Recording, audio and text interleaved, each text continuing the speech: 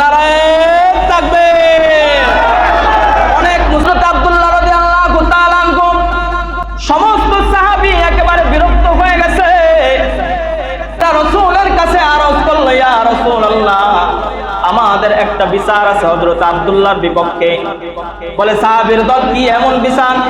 হযরত আব্দুল্লাহ তো 5 ওয়াক্ত নামাজে জামাতের সঙ্গে আদায় করে, আমি তো দেখি উপস্থিত হয়, কি ব্যাপারে, কি বিচারে দিবা? মুসলমান ইমানদার আল্লাহর গোলাম গরিব সাহাবী, কোনো উসিলা দেওয়ার কায়দা নাই। হযরত আব্দুল্লাহ রাদিয়াল্লাহু তাআলা বাড়ির মধ্যে দৌড়ে গেছে। দৌড়ে যাওয়ার পর দরজা আটকায়া ঘরের মধ্যে বসে আছে। অমনি সাহাবীদের দল নিয়ে রাসূল সাল্লাল্লাহু আলাইহি ওয়াসাল্লাম দরজার মধ্যে করাঘাত করতেছে আর ডাকতেছে, আব্দুল্লাহ বের হয়ে আসো, তোমার সঙ্গে একটু কথা আছে। সাহাবীরা দরজার মধ্যে করাঘাত করতেছে আর ডাকতেছে, আব্দুল্লাহ বাহির হও, তোমার সঙ্গে রাসূল দেখা করতে এসেছে।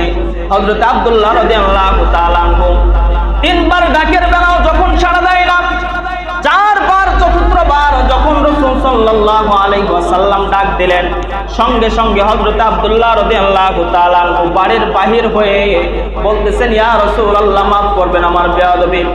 আপনি যখন ডাক দিয়েছেন সাথে সাথে আমি ঘর থেকে বের হতে চাইছিলাম, কিন্তু আল্লাহ পাক রব্বুল আলামিনের পরম কি পরীক্ষা, এই পরীক্ষায় পাস করতে গিয়ে আপনার ডাকে আমি সাড়া দিতে পারি না। বলুন সুবহানাল্লাহ।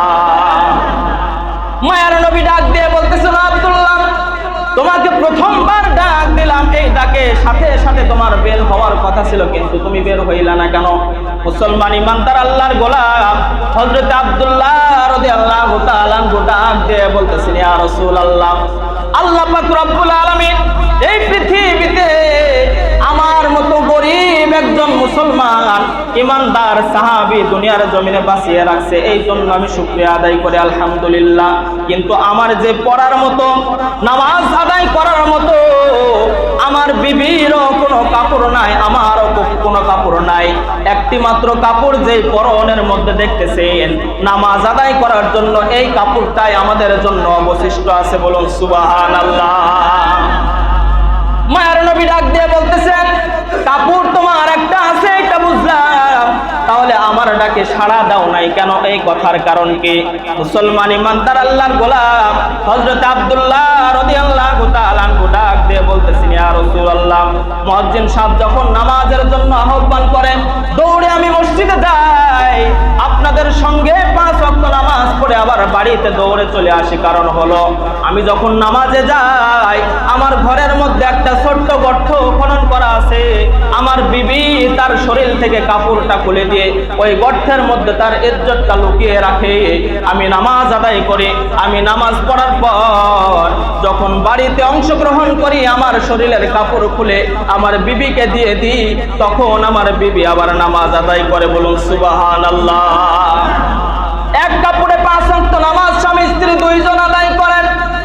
এই জন্য আপনি যখন প্রথমবার ডাক দিলেন, আমার বিবি প্রথম রাকাত নামাজ শেষ করেছে, আপনি যখন দ্বিতীয়টা ডাক দিলেন, আমার বিবি 2 রাকাত নামাজ শেষ করেছে, আপনি যখন 3 নাম্বার ডাক দিলেন, আমার বিবি 3য় রাকাত নামাজ শেষ করেছে, চতুর্থবারের বেলা আমার বিবি সালাম ফিরিয়েছে, আর সঙ্গে সঙ্গে ওই কাপড়টা আমার শরীরের মধ্যে দিয়ে আপনার ডাকে সাড়া দেওয়ার জন্য বাড়ি থেকে বের হয়ে গেছি। বলুন সুবহানাল্লাহ। এমন সাহাবীদের মধ্যে নামাজের গুরুত্ব ছিল। এমন গরিব সাহাবী হয়েও 5 ওয়াক্ত নামাজ জামাতের সঙ্গে স্বামী স্ত্রী 2 জন আদায় করেছে।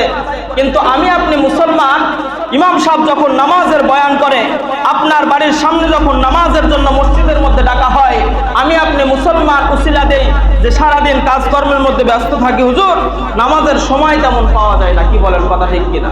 কি বলেন? এই সমস্ত উসিলাকে কিয়ামতের ময়দানে দিয়ে আমরা বাঁচতে পারবো না? কখনোই বাঁচতে পারবো না। বলে কেন?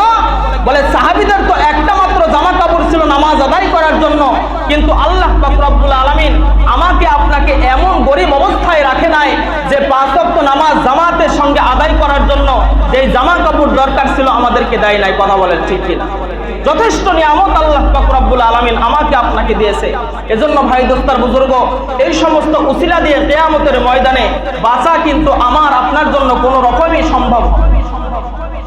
এজন্য আল্লাহ পাক রব্বুল আলামিন যেই নিয়ামত আল্লাহ পাক রব্বুল আলামিন দিয়েছেন, এই নিয়ামতের শুকরিয়া আদায় করে 5 ওয়াক্ত নামাজ জামাতের সঙ্গে আদায় করতে কারা কারা রাজি আছেন একটু মসজিদের মধ্যে আল্লাহ পাক রব্বুল আলামিনকে দেখায় দেন তো।